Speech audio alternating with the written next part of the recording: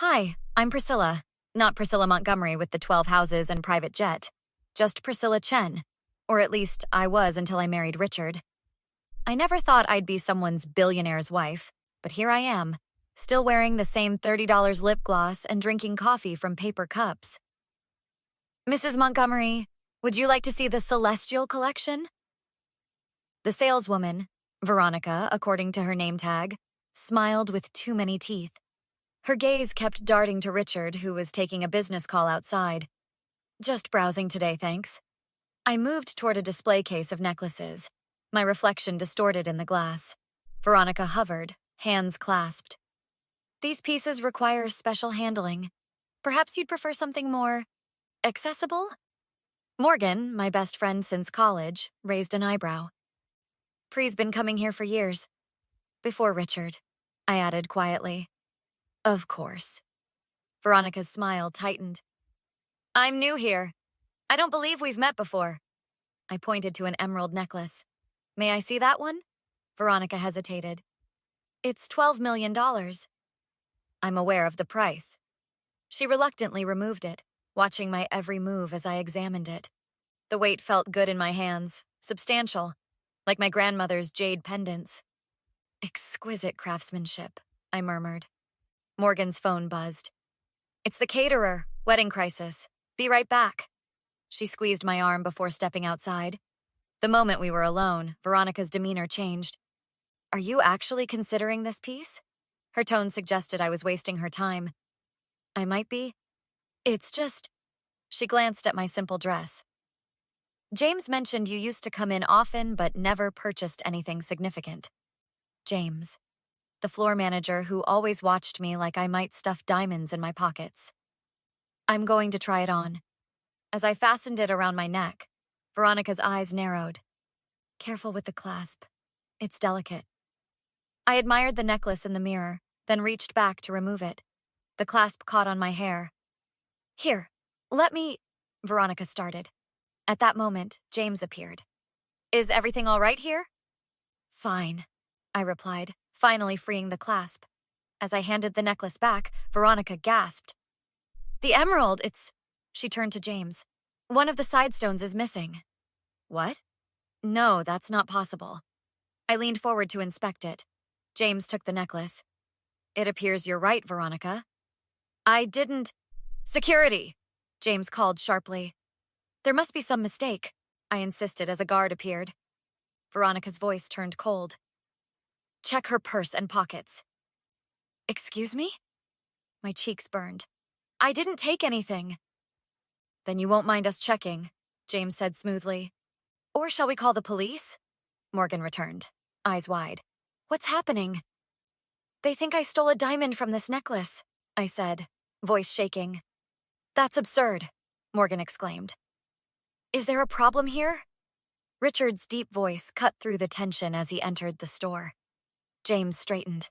Mr. Montgomery, there seems to be a situation with your companion. My wife, Richard corrected. Yes, well, a stone appears to be missing from this necklace after she handled it. Richard's expression remained calm. And you believe my wife pocketed a single diamond from a necklace worth millions? We're simply following protocol, Veronica insisted. How much is the necklace? Richard asked. James cleared his throat. $12 million, sir. I'll take it. Richard removed his wallet. And I'd like to speak to the owner about how you treat your customers. Veronica's face drained of color. But sir, the missing stone? Richard pointed to the floor beneath the display case. You mean that one? There, gleaming on the polished floor, was the diamond. The car ride home was silent. Richard's knuckles were white on the steering wheel. You didn't have to buy it, I finally said. Yes, I did. His jaw tightened. No one treats my wife that way. Morgan leaned forward from the back seat. That was straight-up discrimination. Did you see how that witch looked at Pry before you showed up? Like she was something stuck to her shoe. I stared out the window. It's not the first time?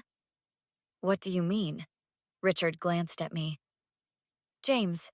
He used to follow me around the store before we were married. Once accused me of switching price tags. You never told me that. Richard's voice was dangerously quiet. Because it doesn't matter. Things like this happen all the time. That's exactly why it matters, Morgan interjected. You just accept it as normal. It's not normal. Morgan's right, Richard said. This isn't something you should have to tolerate.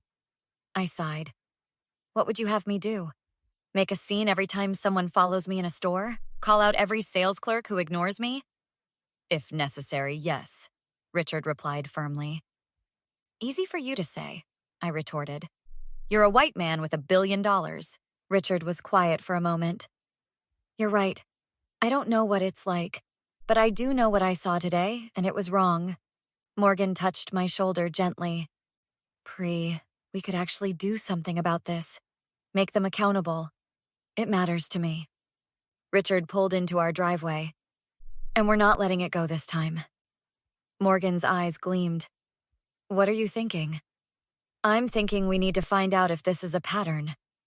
Richard turned to me. Did you notice the security cameras? I nodded. Everywhere. Good. He pulled out his phone. Darren, I need your services. Possible discrimination case. 3 days later, Darren, Richard's head of security, sat across from us in our living room. His laptop displayed footage from Belrose Jewelers. They didn't want to cooperate at first, Darren explained.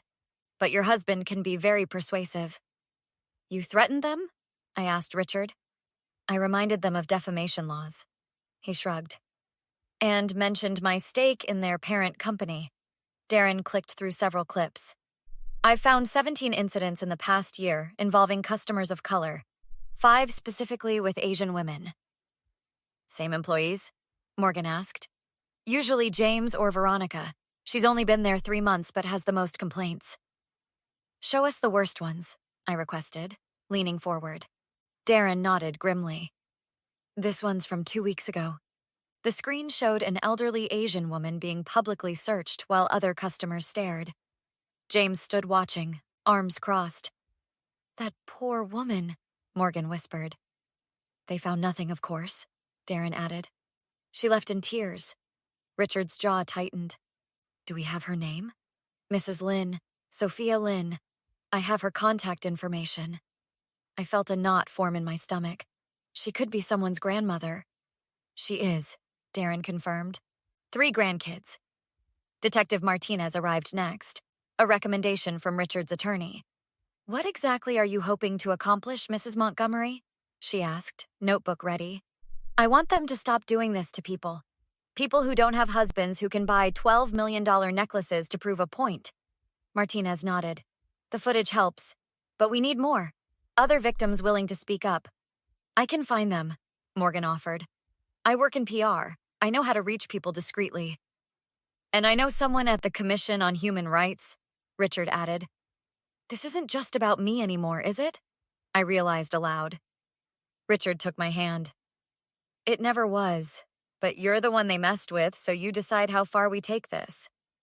Martinez's phone buzzed. Sorry, need to take this. She stepped into the hallway. You okay? Morgan asked me quietly. I keep thinking about how many people this has happened to. People who just had to take it. Martinez returned, expression grim. That was interesting. Turns out Veronica Williams has a history. 3 complaints at her previous employer, another high-end retailer, all settled privately. She's a repeat offender, Richard concluded.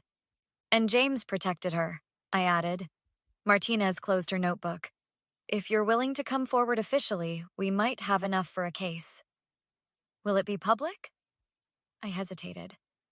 Eventually, yes. Morgan squeezed my shoulder. Think of all the people you'll help. I looked at the frozen security image on Darren's laptop. Veronica's face twisted with accusation, my own shocked expression. Let's do it, I decided. All the way. The mediation room felt too small for the emotions it contained. Veronica sat across from me, flanked by James and the store's attorney. Richard and our lawyer, Miss Patel, sat beside me. We appreciate your willingness to discuss this matter privately, their lawyer began. Before we start, Miss Patel interrupted, my client has brought someone. On cue, the door opened. A woman named Sophia entered, one of 5 former customers who had come forward after Morgan's careful outreach. What is this? James demanded. This is Sophia Lynn. 3 months ago, you accused her of stealing a bracelet, called security, emptied her purse on the counter. James paled. That situation was different.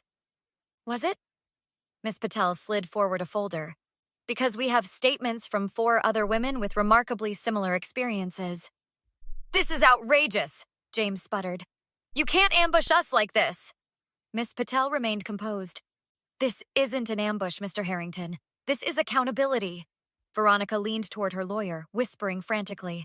My client maintains she was following store protocol, their attorney stated. Really? I finally spoke.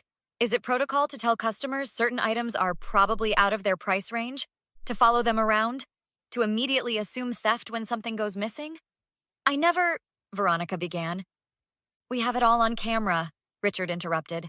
Every interaction, every side comment, every look. This is ridiculous, James huffed. We're a high-end establishment. We have to be vigilant. Against whom? I challenged. Because your vigilance seems very selective. You're twisting this, Veronica snapped. I was doing my job. Your job is customer service, not racial profiling, Sophia countered. Veronica's face flushed. This is absurd. I'm not racist. Some of my best friends are... Don't, I cut her off. Just don't. What exactly do you want? Their lawyer asked warily. Miss Patel outlined our demands. A formal apology, sensitivity training for all staff, a revision of security protocols, and a significant donation to an anti-discrimination organization. And termination of both employees involved, Richard added. James slammed his hand on the table. This is a shakedown. You can't demand our jobs. Actually, we can, Miss Patel said calmly. The alternative is a very public lawsuit with evidence that would be devastating to your brand. Veronica suddenly looked desperate. Mrs. Montgomery, please. I have a family to support. I made a mistake, a terrible mistake. I'm so sorry. Now you're sorry. My voice rose despite my efforts to stay calm. After we found 4 other women you humiliated? After we threatened your job? Where was this remorse when you were calling security on me? I wasn't thinking clearly. I've learned my lesson, I swear. Your lesson? I stood up. My grandmother was followed in stores her entire life. My mother had cashiers check every bill she handed them. I've had my ID questioned at banks where I've been a customer for years. This isn't about your lesson. Please, Veronica begged, tears forming. I'll do anything, just don't take my job. James tried a different approach. Richard, be reasonable. This could be handled discreetly with proper compensation. Richard's eyes flashed. Are you attempting to bribe me? No, I'm suggesting a mutually beneficial resolution. Veronica grabbed my arm as I turned away. You can't do this to me. The security guard stationed outside entered immediately. Ma'am, please remove your hand. You spoiled, vindictive... Veronica's nails dug into my skin. The guard intervened, pulling her back. That's assault. Step away now. This isn't over, Veronica shouted as she was escorted out. You think you're better than everyone because of your rich husband? You're nothing. 6 months later, I adjusted the lapel microphone before stepping onto the small stage. The community center was packed, a mix of reporters, activists, and supporters. Thank you all for coming, I began. Today marks the official launch of the Retail Equality Initiative.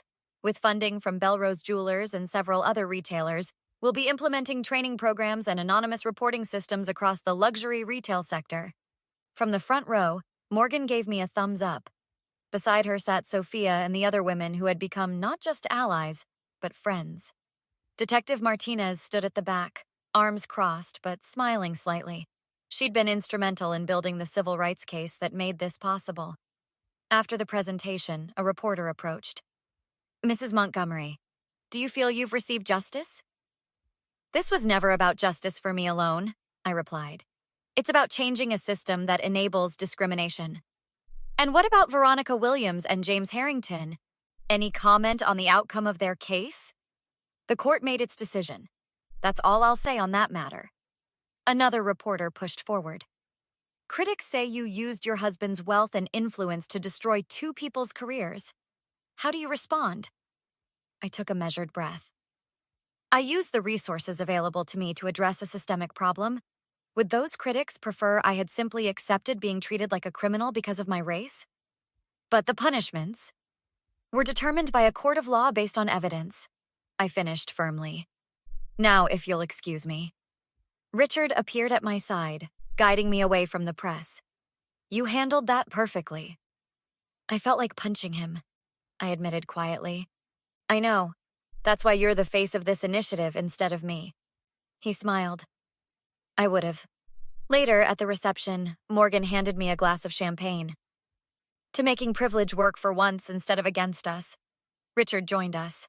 The board president of Belrose called. They're implementing the new training program nationwide. Good. I sipped my drink. They're still on probation as far as I'm concerned. Sophia approached with a newspaper. Have you seen this? The small article detailed Veronica's unsuccessful appeal of the workplace discrimination judgment. Her license as a certified gemologist had been suspended, and no high-end retailer would touch her. I heard she's working at a mall kiosk now, Morgan said. And James? I asked. Took early retirement. His reputation's shot.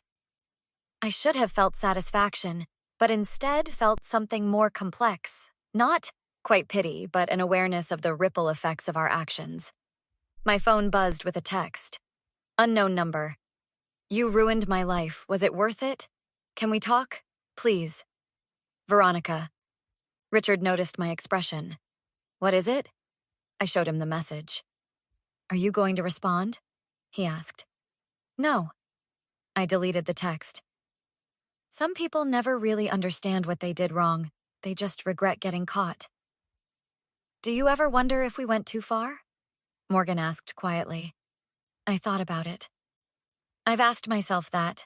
But then I remember Mrs. Liu, the 70-year-old grandmother they made empty her purse in front of everyone, and the college student they called security on for trying on too many bracelets. They had choices, Richard said firmly. Every time they profiled someone, they made a choice. And now they're facing the consequences of those choices, I concluded. Detective Martinez approached. Mrs. Montgomery, I have someone who'd like to meet you. She introduced a young woman named Amy. She works at Cartier, has some similar experiences to share. We're not done, are we? I said to Richard as Amy began to tell her story. Not even close, he replied. Later that night, I stood at our bedroom window. The city lights spread below.